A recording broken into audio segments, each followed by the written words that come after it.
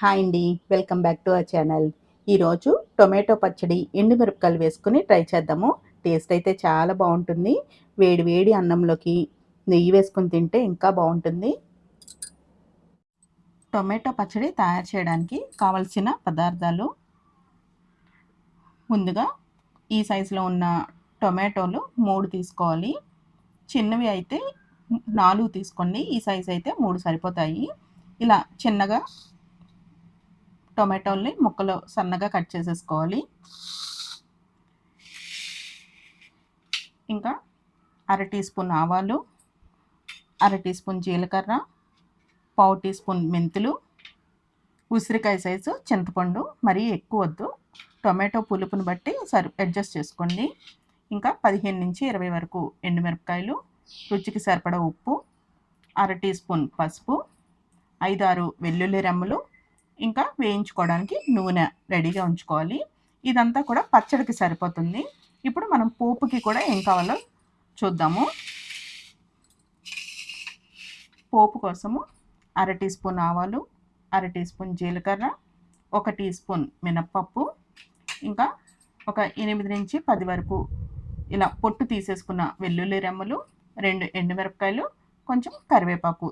ఇవన్నీ కూడా పచ్చడి కోసం ముందుగానే రెడీ చేసుకోండి. ముందుగా 1 టీ స్పూన్ వరకు నూనెని వేసుకుని వేడి చేసుకోవాలి. నూనె కొంచెం వేడైన తర్వాత మెంతులు, జీలకర్ర, ఇంకా ఆవాలు కూడా వేసుకుని వేయించుకోవాలి.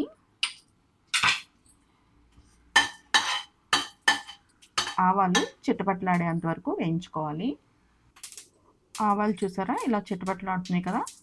ఇప్పుడు స్టవ్ ఆఫ్ చేసుకుని ఇవన్నీ కూడా వేరే ప్లేట్లోకి తీసేసుకోవాలి. స్టవ్ ఆఫ్ చేయకుండా నెమ్మదంగా తీసుకుంటే మాడిపోతుంది, అందుకని ఆఫ్ చేసేసుకోండి. ఇప్పుడు మళ్ళీ స్టవ్ ఆన్ చేసుకుని ఒక 2 గరిటెల వరకు నూనె వేసుకోవాలి. ఇప్పుడు దీనిలోకి ఎండుమిరపకాయలు వేసేసుకొని వేయించుకోవాలి. ఎండుమిరపకాయలు ఇలా తుంచుకొని వేసుకుంటే గింజలు కూడా వేగుతాయి కాబట్టి టేస్ట్ బాగుంటుంది. ఎండుమిరపకాయలు వేగిన వెంటనే తీసేసుకుని వేరే ప్లేట్లోకి పెట్టేసుకోవాలి. ఇప్పుడు దీంట్లోకి టమాటో ముక్కలు వేసేసుకోవాలి.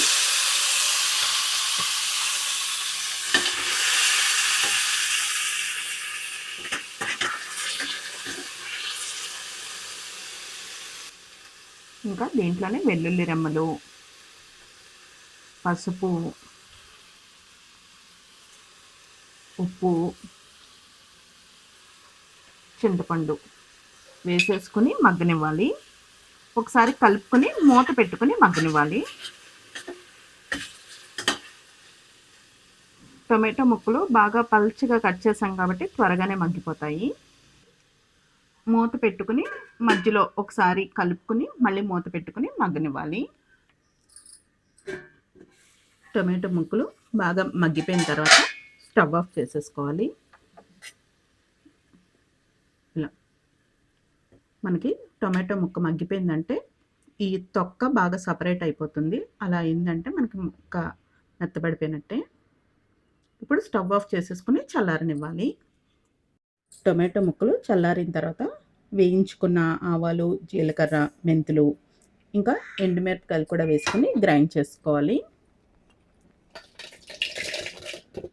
మరీ మెత్తగా అవసరం లేదు, మళ్ళీ టొమాటోలు వేసి మళ్ళీ గ్రైండ్ చేస్తాం కాబట్టి అంటే కొంచెం బరకగా గ్రైండ్ చేసుకుంటే సరిపోతుంది. ఇప్పుడు దీనిలోకి చల్లారిన టొమాటో కూడా వేసేసుకోవాలి. మనకి మరీ మెత్తగా అయితే టిఫిన్స్లోకి అంటే ఇడ్లీ, దోశ లాంటి వాటిలోకి మెత్తగా బాగుంటుంది. రైస్లోకి అయితే కొంచెం కచ్చా పచ్చాగా మరీ మెత్తగా కాకుండా ఉంటే బాగుంటుంది. ఇలా మెత్తగా గ్రైండ్ చేసేసుకున్న తర్వాత వేరే బౌల్లోకి ట్రాన్స్ఫర్ చేసుకుని ఇలా మెత్తగా గ్రైండ్ చేసుకుంటే దోశలోకి, ఇడ్లీలోకి కూడా బాగుంటుంది. ఇప్పుడు దీంట్లోకి పోపు వేసుకుందాము. ఇప్పుడు దీనిలోకి ఆవాలు, జీలకర్ర, ఇంకా ఎండుమిరపకాయలు, వెల్లుల్లి రెమ్మలు, కరివేపాకు వేసి పోపు పెట్టుకోవాలి.